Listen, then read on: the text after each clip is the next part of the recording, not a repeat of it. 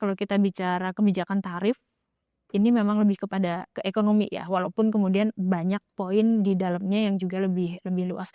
Dari beberapa hari lalu, dari akhir pekan tuh sebenarnya media Universe sudah banyak yang mengangkat ini sebagai headline.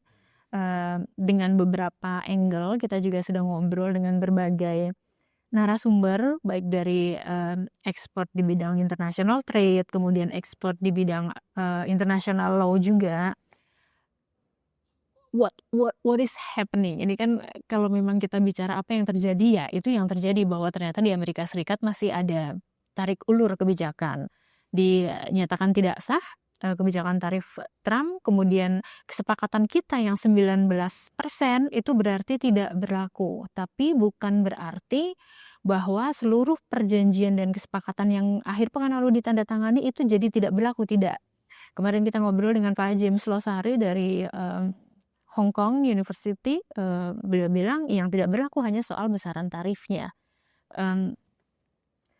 Pemerintah, Kementerian Koordinator Bidang Perekonomian bilang masih akan fokus pada legalisasi. Mas Rasori, apakah memang ayo kita kebut aja legalisasinya, atau sebenarnya mungkin better kita tunggu dulu nih dari Amerika Serikat karena Trump juga masih mencoba mengutak-atik kebijakan besaran tarifnya nih. Ya, sebenarnya kita bisa melihat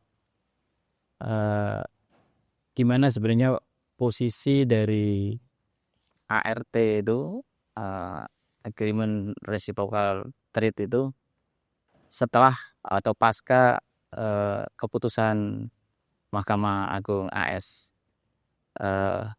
Apakah ini seperti tadi pandangannya narasumber kita bahwa ini masih berlaku atau tidak? Itu masih, itu kita lihat dari reaksi pasar ya. Reaksi pasar sampai sekarang itu masih melihat ini sebuah menciptakan ketidakpastian.